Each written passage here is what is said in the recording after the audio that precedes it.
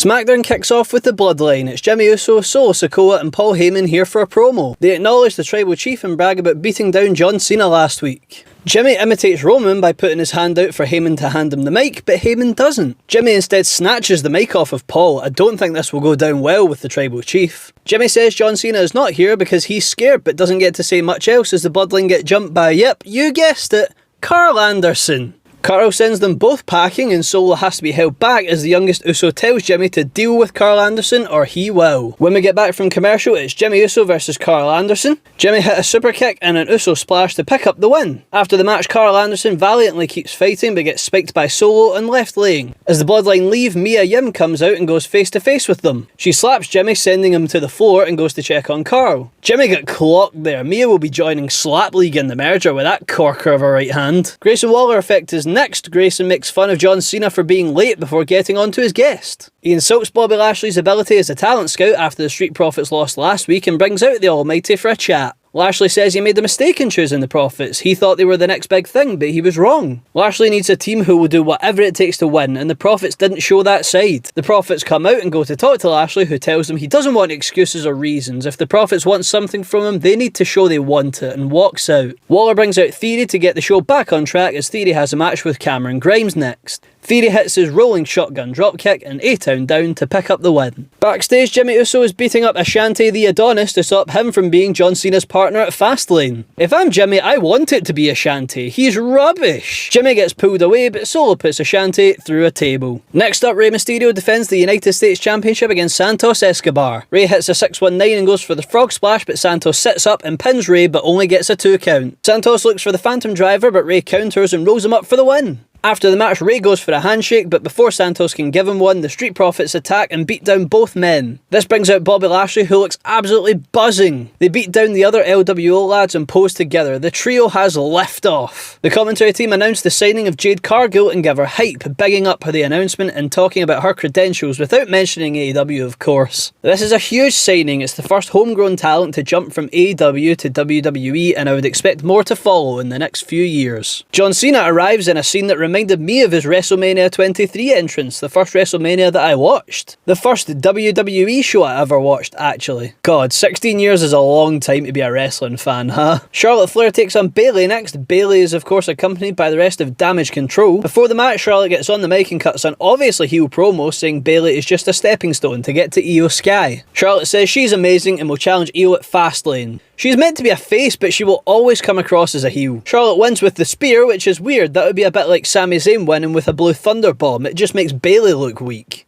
After the match, Bayley gets on the mic and says tonight she will finish Charlotte as Damage Control surround the ring. Asuka makes the save for whatever reason. Why does she care if Charlotte gets beat up, you know? Asuka speaks some Japanese as Bayley makes the challenge. Io Sky defending her title at Fastlane against Charlotte and Asuka, which Io is not happy about. Main event segment, John Cena is here to call out the Bloodlines. Cena recaps the beating he got last week but shows he still has the contract and he will honour it. He will fight the Bloodline at Fastlane whether he has a partner or not. Cena gets interrupted as the Bloodline make their way out. Jimmy warns Cena he won't find a partner because the Bloodline will take them out and Cena won't make it to Fastlane anyway. Cena strikes first, knocking Jimmy off the apron as he and Solo face off again. Cena looks for an AA but gets super kicked by Jimmy and the Bloodline beat him down in the corner, using their arses of course. What else would they use? Jimmy strips the commentary table and looks like he's going to splash Cena from the ring post, but Solo says he wants to do it instead. He goes up top, but LA Knight's music hits and the megastar returns to save Cena. He takes the fight to both Bloodline members and gets the better of them 2-on-1 as both Solo and Jimmy are sent packing. Knight signs the contract and will be Cena's partner for Fastlane. The show goes off the air with the heels retreating and the faces standing tall. Thank you so much for watching my SmackDown review this week. Please like, subscribe and show your support for the channel. We hit 100 subscribers this week, which is a great milestone to have hit this early in my YouTube career, so thank you all so much. As always, leave comments saying what you liked and didn't like about the show and what you think I can do better. Hopefully you stick around and I'll see you all next time.